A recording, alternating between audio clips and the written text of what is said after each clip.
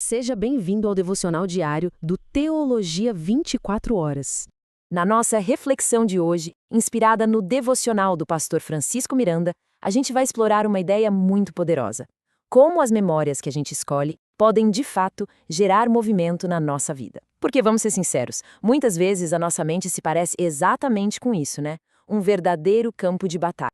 É uma luta que talvez seja bem familiar para você, sabe como é? Uma lembrança te puxa para baixo, outra te deixa paralisado, e quando você menos espera, o coração já está cansado, aceitando essa exaustão como se fosse a nova realidade. Mas olha só, é justamente aí, no meio desse cansaço, quando a ansiedade parece que quer reescrever a sua história, que a palavra de Deus nos entrega uma chave, uma ferramenta super prática.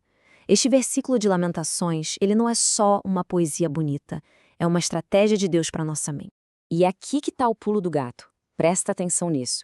O profeta, ele não está negando a dor que ele sente. Pelo contrário, o que ele faz é uma escolha consciente. Ele decide o que vai governar a mente dele. E isso nos ensina algo poderoso. A fé madura, a fé de verdade, ela nunca é passiva. Ela é uma decisão. Vamos focar bem nessa palavra, trazer. Percebe que o texto não diz para sentir esperança ou para ficar esperando a esperança acontecer do nada? Não, é um verbo de ação, é um ato de vontade. É você ativamente escolhendo o que vai alimentar a sua mente.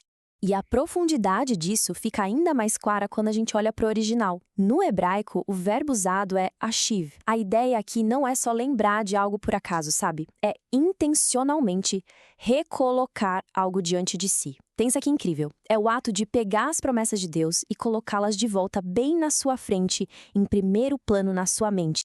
E isso tudo nos leva a uma distinção que é, nossa, fundamental.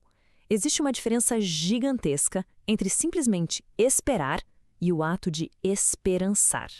Pensa comigo. Esperar de um jeito passivo pode acabar virando desistência. É como se tornar um espectador da própria vida. Agora, esperançar, isso é ativo.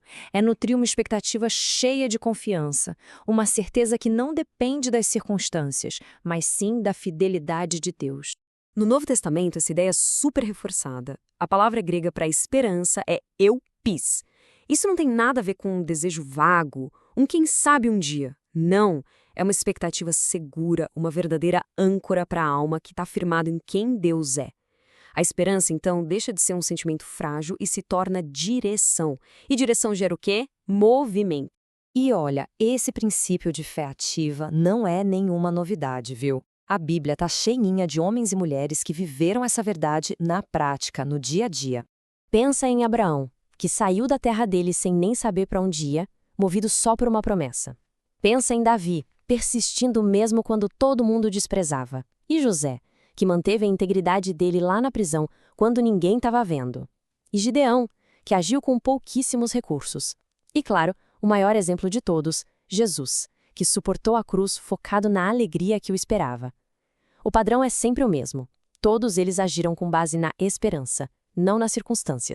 Esses exemplos são inspiradores demais, né? Mas a pergunta que realmente importa é: como a gente aplica isso hoje? Como transformar essa esperança toda em movimento prático no seu dia a dia? Que tal um desafio prático em 3 passos, então? Primeiro, lembre. Pegue um papel e anote 7 lembranças concretas da fidelidade de Deus na sua vida. Segundo, haja. Use essa memória como combustível e execute uma única atitude que você tem adiado. E terceiro, veja. Observe sua esperança sair do discurso e se tornar um movimento visível, real. E para fechar, fica essa pergunta para sua reflexão pessoal, mas não de um jeito genérico, tá? Pensa de forma bem específica. Qual lembrança da fidelidade de Deus vai ser a sua âncora hoje para transformar o desânimo em um passo de fé? Conta pra gente aqui nos comentários como este devocional falou com você. E se você quiser aprofundar ainda mais nesses temas, acesse gratuitamente o teologia24horas.com.br. Teologia 24 Horas, um jeito inteligente de ensinar e aprender.